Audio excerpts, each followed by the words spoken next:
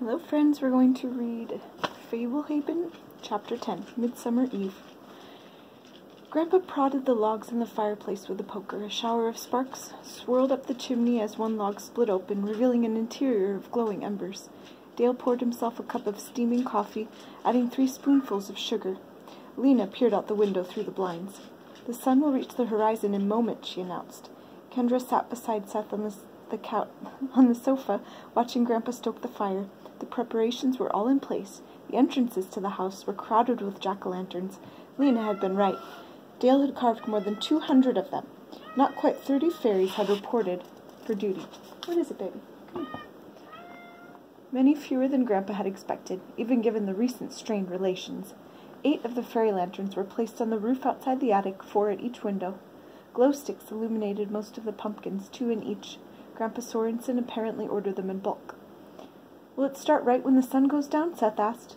"Things won't really get going until twilight fades," Grandpa said, setting the poker beside the other fire irons. "But the hour has come for you children to retire to your room." "I want to stay up with you," Seth said. "The attic bedroom is the safest place in the house," Grandpa said. "Why don't we all stay in the attic?" Kendra asked. Grandpa shook his head. "The spells that make the attic impenetrable function only if it is occupied by children. Without children or with adults in the room, the barriers become ineffectual." "Isn't the whole house supposed to be safe?" Kendra asked. "I believe so, but on an enchanted preserve nothing is ever certain. I'm concerned about the scant number of fairies who reported this afternoon. I worry this could be a particularly uproarious midsummer eve, perhaps the worst since I've lived here." A long, mournful howl underscored his statement. The disturbing call was answered by a stronger howl, closer that ended with a cackle. Chills tingled behind Kendra's shoulders. "The sun is gone," Lena reported from the window. She squinted, then put a hand to her mouth. Closing the slat, she stepped away from the blinds. "They're already entering the yard." Kendra leaned forward. Lena looked really upset. She had paled visibly. Her dark eyes were unsettled. Grandpa scowled. "Real trouble?" She nodded. Grandpa clapped his hands together. "Up to the attic." The tension in the room prevented Kendra from uttering any protest. Apparently, Seth sensed the same urgency. Grandpa Sorensen followed them up the stairs, down the hall, and up into their bedroom. "Get under your covers," Grandpa said. "What's around the bed?" Seth asked, examining the floor. Circles of special salt," Grandpa said, "and extra protection." Kendra stepped carefully over the salt, pulled back the covers, and climbed into bed. The sheets felt cool. Grandpa handed her a pair of small spongy cylinders. "Earplugs," he said, passing a pair to Seth as well. "I suggest you wear them. They should help mute the tumult so you can sleep." "Just cram them in our ears?" Seth said, eyeing one suspiciously. "That's the idea," Grandpa said. An eruption of high-pitched laughter blared up from the yard. Kendra and Seth exchanged a concerned glance. Grandpa took a seat at the edge of Kendra's bed. "I need you kids to be brave and responsible for me tonight," he said. They nodded silently. "You should know," he went on, "I didn't let you come here merely as a favor to your parents. Your grandmother and I are getting on in years. The day will come when somebody else will need to care for this preserve. We need to find heirs. Dale is a good man, but he has no interest in running things here. You kids have impressed me so far. You are bright, adventurous, and courageous. There are some unpleasant aspects to living here. Festival nights are a good example. Perhaps you wonder why we don't all just go spend the night in a hotel. If we did, we would return to find the house in ruins.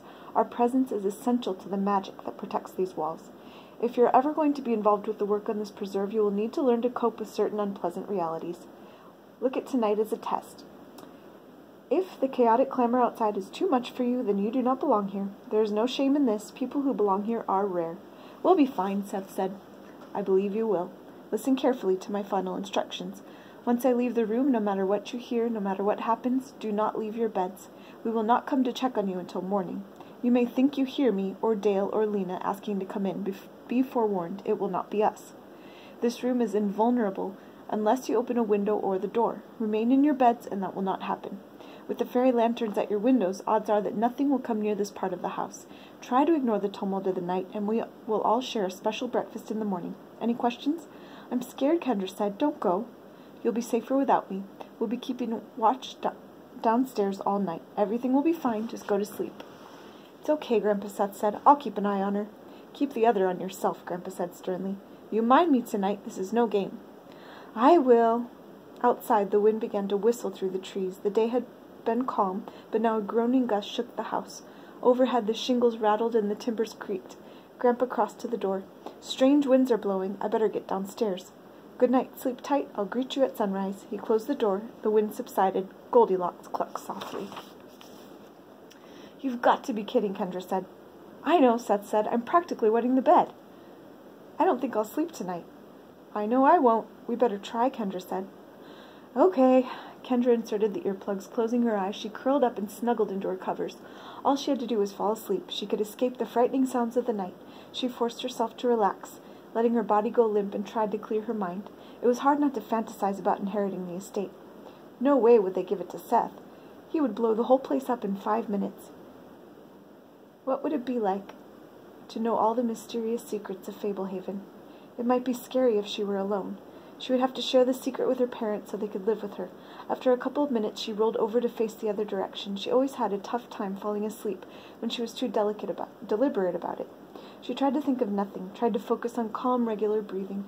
Seth was saying something, but the earplugs muffled it. She pulled them out. What? I said this suspense is killing me. Are you actually using the earplugs? Of course, you're not. I don't want to miss anything. Are you crazy? I'm not tired at all, he said. Are you? Not much. Dare me to look out the window. Don't be stupid. It's barely sunset. What better time to look? How about never? You're a bigger chicken than Goldilocks. You've got less brains than Hugo. The wind rose again, steadily gaining force. Warbling moans echoed on the breeze, groaning in different pitches, forming eerie, discordant harmonies. A long bird-like scream overpowered the ghostly chorus of moans, starting at one side of the house, passing overhead, and finally fading. In the distance, a bell began to toll. Seth no longer looked quite so brave. Maybe we should try to get some sleep, he said, putting in the earplugs.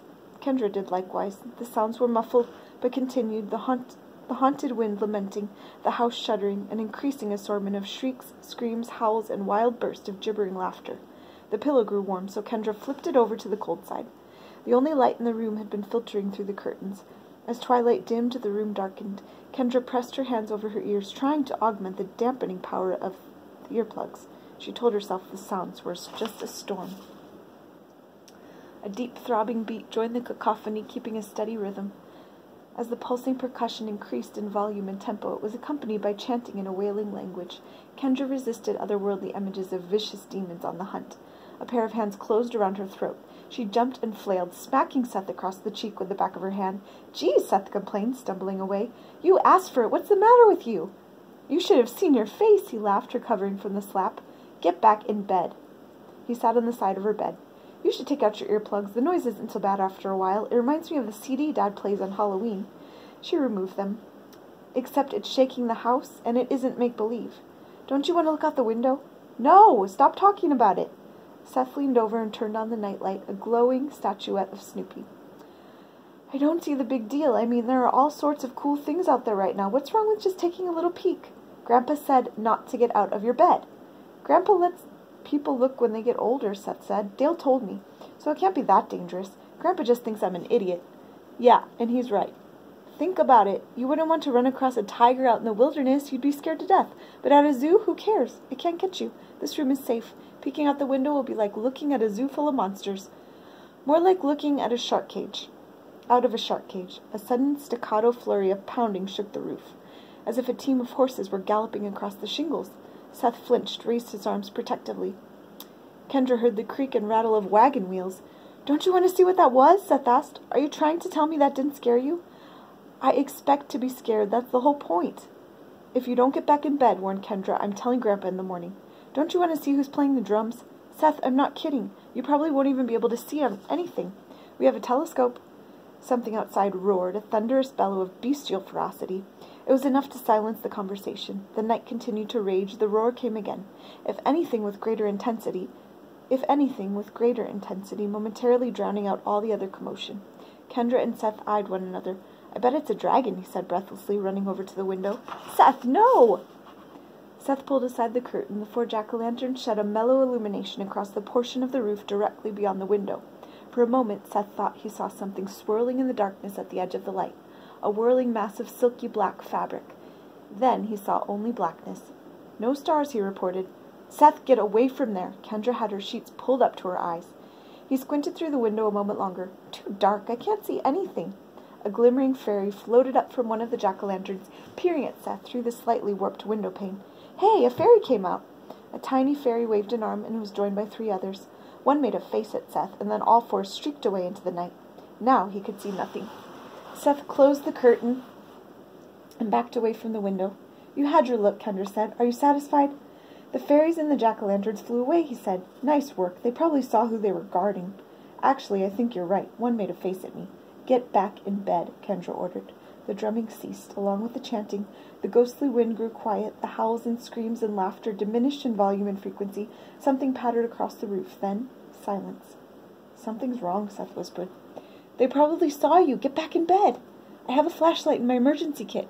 He went to the nightstand by his bed and withdrew a small flashlight from the cereal box. Kendra kicked off her sheets and lunged at Seth, tackling him into his bed. She wrenched the flashlight from her grasp and pushed him to regain her feet. He changed her. Twisting, she used his momentum to shove him into her bed. Quit it, Seth, or I'll go get Grandpa right now. I'm not the one starting a fight. His expression was a portrait of wounded resentment. She hated when he tried to act like the victim after initiating trouble. Neither am I. First you hit me, then you jump on me. You stop breaking the rules or I'm going straight downstairs. You're worse than the witch. Grandpa should build you a shack. Get in your bed. Give me my light. I bought it with my own money. They were interrupted by the sound of a baby crying. There was nothing desperate about it, just the bawling of an upset infant. The crying seemed to emanate from outside the darkened window. A little baby, Seth said. No, it's some trick. Mama, the baby whined. Sounds pretty real, Seth said. Let me take a look. It's going to be a skeleton or something. Seth grabbed the flashlight from Kendra. She neither gave it to him nor prevented him from taking it. He jogged over to the window, holding the front of the flashlight against the window pane, and cupped a hand around it to minimize reflection. He switched it on. Oh my gosh, he said. It really is a baby. Anything else? Just a crying baby. The crying stopped. Now he's looking at me. Kendra could no longer resist. She went and stood behind Seth. There on the roof, just beyond the window, stood a tear-streaked toddler who looked barely old enough to stand. The baby wore cloth diapers and nothing else. He had wispy blonde curls and a little round tummy with an outy belly button. Eyes brimming with tears, the child held out its pudgy arms toward the window. It has to be a trick, Kendra said. An illusion. Spotlighted by the flashlight, the toddler took a step toward the window and fell to all fours. He pouted on the verge of crying again. Standing up, the baby tried another wobbly step. Goosebumps stood out on his chest and arms. He looks real, Seth said. What if he's real? Why would a baby be on the roof? The baby toddled up to the window, pressing a chubby palm against the glass. Something glinted in the light behind him. Seth shifted the beam onto a pair of green-eyed wolves approaching stealthily from the edge of the roof. The animals paused as the light fell on them. Both looked mangy and lean. One of the wolves bared sharp teeth, foam frothing from its mouth. The other was missing an eye. They're using him as bait, Seth yelled. The baby looked back at the window, then turned back toward Seth and Kendra, bawling with renewed vigor, fresh tears streaming, tiny hands slapping the window panes. The wolves charged. The toddler wailed. In her cage, Goldilocks clucked wildly. Seth threw open the window. No! Kendra shouted, although she reflexively wanted to do the same thing. The instant the window opened, the wind gushed into the room as if the air itself had been waiting to pounce. The baby dove into the room, transforming grotesquely as it landed on the floor in a deft somersault. The child was replaced by a leering goblin with yellow slits for eyes, a puckered nose, and a face like a dried cantaloupe, bald and scabrous on top. The head was fringed by long web-like hair. The sinuous arms were gangly, the hands long and leathery, tipped with hooked claws. Ribs, collarbones, and pelvis jutted hideously. Spidery networks of veins bulged against maroon flesh. With supernatural haste, the wolves also sailed through the window before Seth could move to close it. Kendra shoved past Seth and jerked the window shut in time to impede the entrance of a coldly beautiful woman swathed in writhing black garments. The apparition's dark hair undulated like vapor in a breeze. Her pallid face was slightly translucent. Gazing into those empty, searing eyes froze Kendra where she stood. Babbling whispers filled her mind. Her mouth felt dry. She could not swallow. Seth yanked the curtain shut and tugged Kendra toward the bed. Whatever trance had momentarily organized her dissolved. Disoriented, she ran alongside Seth to the bed, sensing something in pursuit. When they leaped onto the mattress, a brilliant light flared behind them, accompanied by a crisp stutter like firecrackers. Kendra twisted to get a look. The maroon goblin stood near the bed, coddling its bony shoulder. The scowling creature stood about as tall as Dale. Hesitantly, it reached a knobby hand toward her, and another bright flash sent it staggering away. The circle of salt! At first she had not grasped why Seth had dragged her to the bed. At least one of them was thinking. Glancing down, Kendra saw that the 2-inch dune of salt surrounding the bed indeed marked the line the goblin could not cross. A 12-foot centipede with 3 sets of wings and 3 pairs of taloned feet corkscrewed around the room in a complex aerial display. A brutish monster with a pronounced underbite and plates down its spine hurled a wardrobe across the room. The wolves had shed their disguises as well. The maroon goblin cavorted around the room in a feral tantrum, tearing down bookshelves, upsetting toy chests, and snapping the horn off the rocking horse. It picked up Goldilocks' cage and flung it against the wall. The slender bars crumpled and the door sprang open. The terrified chicken took to ungainly flight in a flurry of golden feathers. Goldilocks was coming toward the bed. The winged centipede struck at the flustered hen but missed. The maroon demon made an acrobatic leap and caught the chicken by both legs. Goldilocks clucked and squirmed in mortal panic. Seth jumped off the bed. Crouching, he scooped up 2 handfuls of the circle of salt and charged the wiry goblin. Now holding the chicken in one hand, the sneering goblin rushed to meet him. An instant before the outstretched hand of the demon reached him, Seth flung a handful of salt. Releasing Goldilocks, the demon reeled back, scorched by a blinding blaze. The chicken made straight for the bed, and Seth tossed his other handful of salt in a wide arc to cover their retreat, scalding the flying centipede in the process. The bulky creature with the underbite tried to beat Seth to the bed, arriving too late and receiving a violent shock as it collided with the invisible salt barrier. Back on the bed, Seth clung to Goldilocks, arms quivering convulsively. The maroon demon growled. His face and chest were charred from the salt. Tendrils of smoke curled up from the burns. Turning, the demon pulled a book from the shelf and tore it in half. The door flew open and Dale leveled a shotgun at the monster with the underbite. "You kids stay put no matter what," he called. All 3 monsters converged on the doorway. Dale retreated down the stairs, gun silent. The winged centipede spiraled out the door above the other scrambling creatures. They heard a shotgun blast from down the hall. "Shut the door and stay put!" Dale hollered. Kendra ran and slammed the door, then sprinted back to her bed. Seth held Goldilocks, tears streaming down his cheeks. "I didn't mean for this to happen," he whimpered. "It'll be okay." From downstairs came repeated gunshots, growls, roars, shrieks, glass shattering, wood splintering. Outside, the cacophonous uproar resumed louder than ever. Pagan drums, ethereal choirs, tribal chanting, wailing lamentations, guttural snarls, unnatural howls, and piercing screams united in relentless disharmony. Kendra, Seth, and Goldilocks sat on the bed awaiting dawn. Kendra had to constantly fight images of the woman with the whirling black garments. She could not get the apparition out of her mind. When she had looked into those soulless eyes, even though the lady was outside, Kendra had felt certain there would be no escape. Late in the night, the furor finally began to relent. Replaced by more unnerving sounds, babies began to cry beyond the window again, calling for Mama. When that failed to elicit a response, the voices of young children pleaded for help. "Kendra, please hurry, they're coming. Seth, open up, help us. Seth, don't leave us out here." After the cries went ignored for a while, snarls and screams would stimulate the demise of the young supplicants. Then a new batch of solicitors began begging for admittance. Perhaps most disconcerting was when Grandpa was inviting them downstairs to breakfast. "We made it, kids. The sun is rising. Come on, Lena cooked hotcakes." "How do we know it's our Grandpa?" Kendra asked, more than a little suspicious. "Because I love you. Hurry, the food's getting cold." "I don't think the sun is up yet," Seth replied. "It's just a little cloudy this morning." "Go away," Kendra said. "Just let me in. I want to kiss you good morning." "Our Grandpa never kisses us, you sicko," Seth yelled. "Get out of our house." The exchange was followed by vicious banging on the door for a solid 5 minutes. The hinges shook, but the door held. The night wore on. Kendra leaned against the headboard as Seth dozed at her side. Despite the noise, her eyelids began to feel heavy. Suddenly she jerked awake. Gray light was seeping through the curtains. Goldilocks wandered the floor, pecking at kernels from her spilled bucket of feed. Then the curtains were masking unmistakable sunlight. When the curtains were masking unmistakable sunlight, Kendra nudged Seth. He looked around, blinking, then crept to the window and peeked out.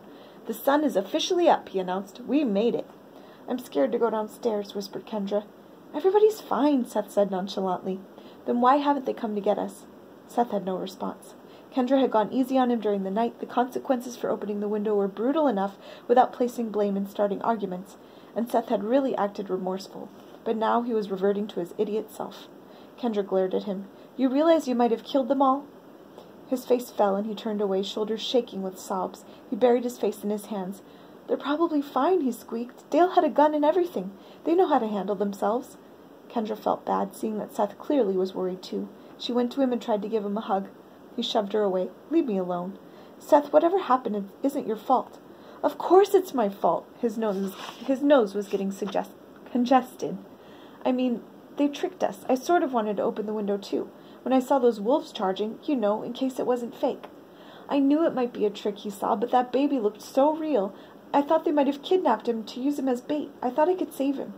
You were trying to do the right thing. She attempted to hug him once more, but he pushed her away again. Don't, he snapped. I didn't mean to blame you, said Kendra. You were acting like you didn't even care. Of course I care. You don't think I'm terrified to go down there and find out what I did? You didn't do it. They tricked you. I would have opened the window if you hadn't. If I would have stayed in bed, none of it would have happened, Seth lamented. Maybe they're fine. Right, and they let a monster come in the house and up to our door pretending to be Grandpa. Maybe they had to hide down in the basement or someplace. Seth was no longer crying. He picked up a doll and used her dress to wipe his nose. I hope so. Just in case something bad did happen, you can't blame yourself. All you did was open a window. If those monsters did something bad, it's their fault. Partly.